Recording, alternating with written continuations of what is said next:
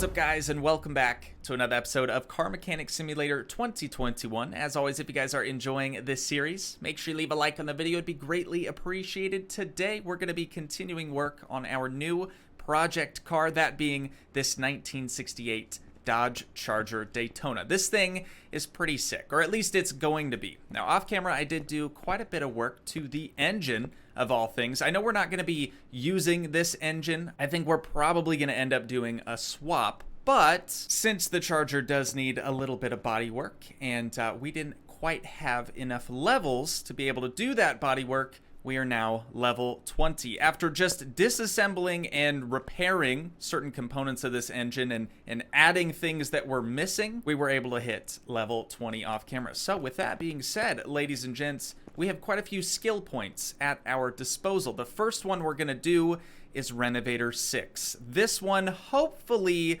will let us repair body panels. We're about to find out. We're gonna pop off the hood here. We're gonna bring it over here to the body repair table, and there we go. We can finally repair body panels for all vehicles, not just this one. So let's go ahead and try her out. There we be, 83%, and one mow again. That is now 100% repaired. If we take it back over to the vehicle and pop her on, it should look quite a bit better. I don't think it'll have those surface scratches in it anymore. You can see this fender is basically brand new, and then now the hood has roughly the same texture. This other fender being a little bit older, you can see it's got a tiny bit of surface scratches on it. But speaking of the fenders, you guys may notice on the side of this fender, it does say Magnum on it. Now, the engine that was in this previously was a single carburetor V8 overhead cam engine, I believe. Let's go fact check myself in real time. We'll see if we're actually right. So first we have to remove this engine from the stand. There we go. Now if we open up our inventory, yes, single carb V8 OHV. Definitely not the most powerful engine, but that got me thinking, do we have a Magnum engine? I don't really know much about V8s, but for whatever reason, I feel like I've seen or heard the word mag or Magnum when referring to a V8 engine. So we're gonna see if they have something similar. We're gonna go up to create new engine, and we're just gonna scroll through this list really quick until we get to the V8s. There's some V6s. Here we go. V8 single carb. Okay, so this was the factory engine. Factory powers 258 and 390 foot-pounds of torque. Not that bad, really. And we have an upgraded version of that with 2 carburetors instead of just 1. And then an even further upgraded version with a supercharger and also dual carbs. I think both of these are actually possible swap options for the Charger, but that's not what we're doing. We're looking for something a bit better, a bit beefier, something right here that is going to make more sense. A V8 OHV mag. Again, I'm not really too familiar with these engines. I don't know, maybe this was the factory option for this vehicle. I haven't a clue. But just because it says mag, to me, since the fender also says mag, this thing should be right at home in the engine bay of the Charger, or so I hope. But of course, that's not all we're going to be doing today. In addition to completing a new engine and swapping that into the vehicle, I would also like to rip off the other remaining body panels and just make sure we have everything nice and repaired, get a fresh coat of paint on this bad boy, and then I think we'll finally be left with something pretty fantastic. So the first thing we have to do is, of course, tear off all of the existing panels. Since we've just completed the hood, I'm gonna leave that on there, but everything else on this car has to come off. We're gonna try to repair as much as we can. If we can't repair something, we'll of course just buy brand new. It's no big deal. Even though we had to get new glass in the vehicle, we had to get new taillights, new headlights, new front and rear license plate, the list goes on. I do think we were able to save just a little bit of money just because we now have access to repair body panels. Having said that, though, we only have $58,000 left. We now have a very, very nice looking rolling shell, but we have yet to build the engine for this thing. On top of that, there are a couple of other like miscellaneous things that we should probably do, right? We have the fuse panel over here that could definitely use gone through. We also have things like the radiator, all the reservoirs, all the fluids. There's still quite a bit that needs done to this vehicle. So I think we need to just shut up and start doing something else. And that something else, for right now anyways, is going to be getting out the welder. We're going to move this over to car lifter A. Let's first take a look at The frame condition, you guys can't see that, 63%. Interior is at 75. So I'd like to yoink out that interior, replace it with all new stuff. And then we're also going to go ahead and use the welder. Hopefully we'll be able to, Jesus Christ, repair that frame condition. 1,500 credits to get this thing looking brand new again. But there you guys have it. You can see here on the roof anyways. Still definitely has a little bit of an orange peel, but all classic cars I'm sure would. Now that we've done that, I'm actually going to move this over to the paint shop. That way we can open up the doors and inspect the interior a little bit better. Go ahead and hop in the driver's seat here. Take a little look around. Got a nice dark brown interior, at least on the seats anyways. I really, really like that. Not a huge fan of the wood grain steering wheel. Looks a little tacky if I'm being honest, but we can probably find a better replacement for that anyways. And then it also has a bench seat in the rear that we're gonna have to get brand new as well, because I don't think you can still repair interior. Let's open up the interior shop. We'll see what we're working with here. So Bench Magnum Leather 1 is what was in the vehicle before. If we just change that to leather, there we go. So that's the other option. I'm just gonna put in Bench Magnum. Okay, so we have 3 colorways. We could do black, kind of like a dark gray black. Then we have that nice brown that was in there before. And then we have a beige or like a cream color. Not really digging that. You know what? I think we're actually just gonna go with what was in there before with this nice brown. Really dig that. But the steering wheel, definitely not going with that one again. We're gonna see if they have any other options. First, we gotta clear out that search. Scroll all the way down to the bottom, and we'll find something in here. I'm sure we will. Here we go. Kind of vintage-esque, right? Definitely doesn't have to match the rest of the interior. I'm totally okay with it being black leather like that. We'll throw all this in. We'll see what we think with it, you know, all together. Okay, got the new steering wheel installed. Oh yeah, dude, that is a much better fit in here. Obviously, the rest of the interior is gonna look the same. It's just new now, but that steering wheel, good call. Good call. Now with the interior piece back together, if we take a look at the car status, you guys will see 100% frame condition, interior condition, body condition, and then parts condition is still globally 40%. But that's only because we're kind of missing the heart for this vehicle. So once we finish that, it should be 100% everything. Next though,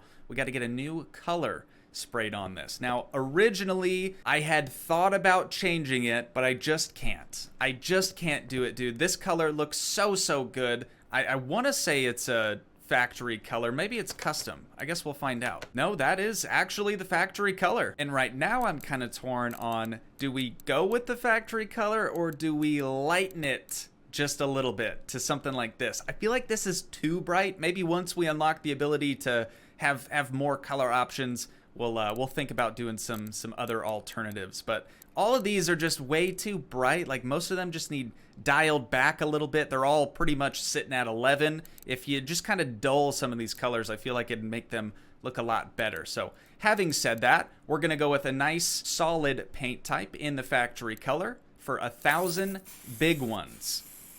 And of course it's gonna look exactly the same as it did before, but we know that we painted it, so it's all good. Also, I guess, you know, we did have to spray the headlights because those were black primer, and that was actually it. I'm pretty sure that was the only thing we painted on this car. But you know what? It's about the journey. I've said it before, ladies and gents. I will say it again. It is about the journey. Now we got to move this thing over to car lifter A. We're going to get rocking and rolling on the new heart transplant for this thing. Honestly, going about this is going to be really easy. It's going to present us with a ghost outline of what part we need. We're going to add it to our store or add it to our shopping list, and then we're going to purchase it and put it on the engine stand. And in a few minutes, we will have one complete engine. Okay, so first of all, definitely thought I was recording a time lapse throughout that. Turns out I wasn't at all, so that's nice. And what was supposed to, you know, be a super quick turnaround job, reassembling this engine,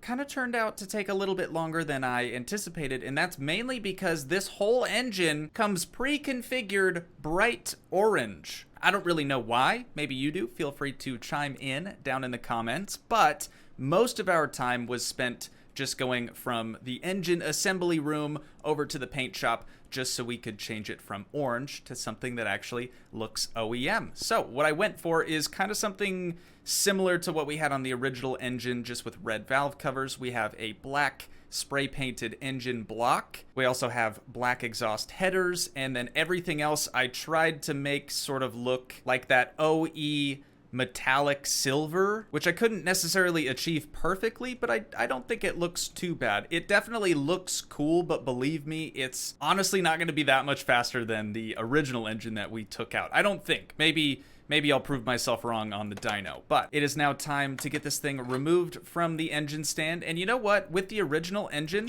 I think I'm actually going to put that in storage, the single carb OHV engine, because it's, you know, it's all there. Although the parts aren't necessarily in the best condition, we could probably use it for something down the road. So we'll just leave it in the warehouse in storage there. Now we get to install our new engine. I was just about to try to do this by hand, but then I remember that we actually need the engine crane. So we're gonna come over here, grab that right quick, move it over to car lifter A.